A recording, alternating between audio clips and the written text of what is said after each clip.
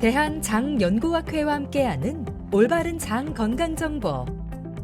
난 언제 약을 끊을 수 있을까요? 염증성 장질환은 아직까지 완치가 어려운 질환으로 치료는 급성기의 증상과 질병을 호전시키기 위한 관해 유도 치료와 호전 후 재발을 막기 위한 관해 유지 치료로 구분할 수 있습니다.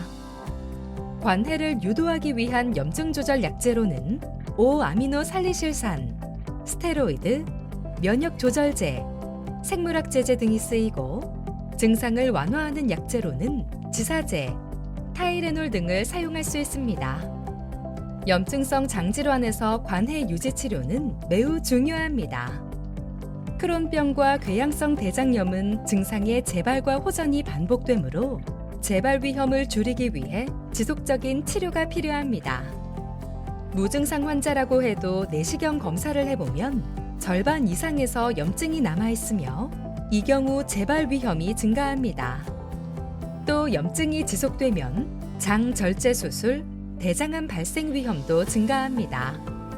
궤양성 대장염 환자에서 5-아미노살리실산 유지 치료의 효과를 연구한 결과 약제를 꾸준히 복용한 환자의 재발률은 11%, 약제를 꾸준히 복용하지 않은 환자의 재발률은 68%로 약제를 꾸준히 복용하지 않은 환자에서 재발률이 현저하게 높았습니다.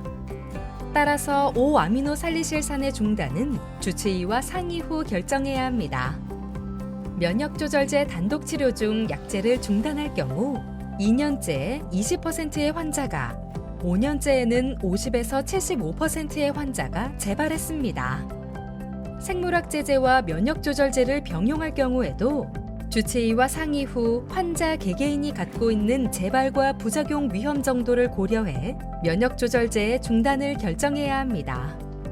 생물학 제제 사용을 중단했을 때 1년째에 30에서 40%의 환자가, 2년째에 50% 이상의 환자가 재발했습니다.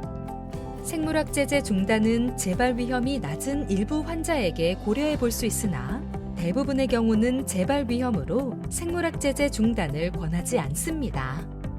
재발 위험이 더 높기 때문에 약제를 중단하지 않는 것이 바람직한 고위험군 환자들이 있습니다.